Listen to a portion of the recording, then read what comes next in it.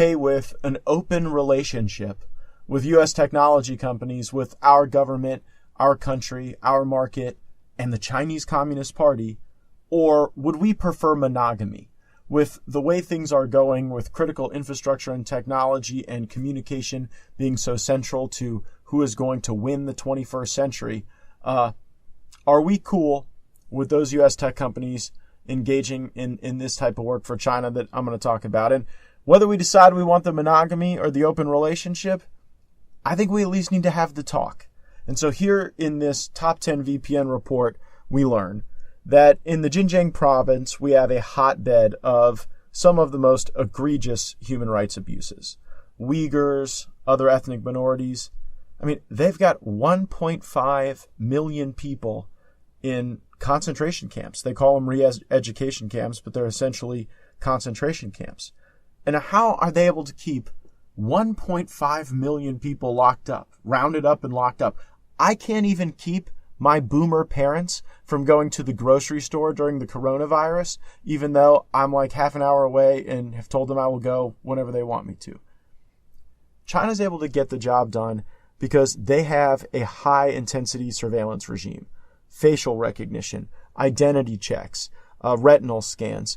I mean, China is one of the leading investors in the world in the technology that's even going to surveil our genetics. I mean, why do you think that Chinese companies like TikTok and Zoom deploy here to be able to gather information? We talked about the dual-use technology with Chinese drones on a prior episode. Matter of fact, episode 10, we talked about how China buys off U.S. politicians. Now we're seeing potentially how they buy off U.S. tech companies. And so they've got these intense surveillance systems, and the CCP has developed a regime and a protocol around using technology as a tool of repression.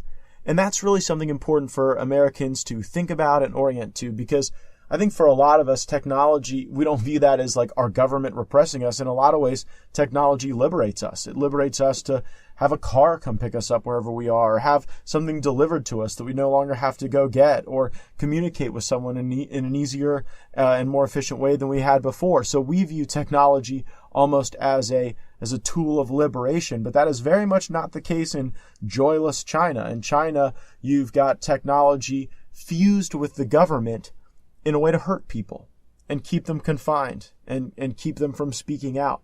And so with technology playing that role, you really have to ask yourself, are we okay with the results of this top 10 VPN report that tell us that Amazon, Microsoft, Google, Norton, Twitter, Facebook, I mean, these U.S. companies that providing websites, email, content, authentication, different companies doing different things sort of within that collage of services.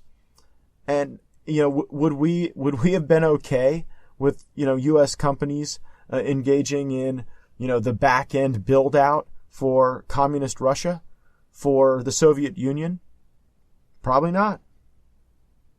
But with these tech companies, the argument was, well, if we engage China with U.S. companies and they get used to the flow of U.S. capital, of U.S. investment structures, of Western marketplaces, that will draw China into the modern world. But if the reality has not been that, if anything, China is more, I think, in a period of reversion to their most dangerous nationalism. But instead of technology having this effect that we were told it would have by all the free trade pro-China crowd, the technologies that we have developed in our country are being used to create more efficient systems in China for them to repress their people. And I mean, look at how they're treating their own people, these Uyghurs and other minorities in their country. I mean, heck, those are their neighbors. Those are the people they live with. If China took control, how do you think they'd treat people from a faraway land? How do you think they'd treat us if they had total control over us? I hope we never have to get to that world. And that's one reason why I think that we've really got to have an honest discussion in this country about what constitutes critical technology and critical knowledge that we don't want to export. I mean, there are certain elements of our defense supply chain that we do not allow to be sold to foreign entities. And frankly, China's already trying to violate that enough. But should we view tech companies the same way? And are we cool with the open relationship? Because that's what we have now. And I think there are a lot of Americans that would have more monogamy with our own company in these circumstances. And it's really rich that, like, Democrats spent years and tens of millions of dollars, and they got all of America in this big uproar over Russia interfering in our election, supposedly to hurt people. But then their big tech donors are interfering to help an oppressive regime like China overseas, and there doesn't seem to be as much a pushback against China from the left. And so I hope that with President Trump really understanding China in, I think, the most complete way of any American president during my lifetime, that we'll certainly see the role that U.S. technologies can play in assuring that we reassert ourselves and meet China with the clarity and with the sense of purpose that the challenge requires. If you're enjoying Hot Takes with Matt Gaetz, make sure to subscribe, leave us a 5-star rating and review, and tune in tomorrow for more Hot Takes.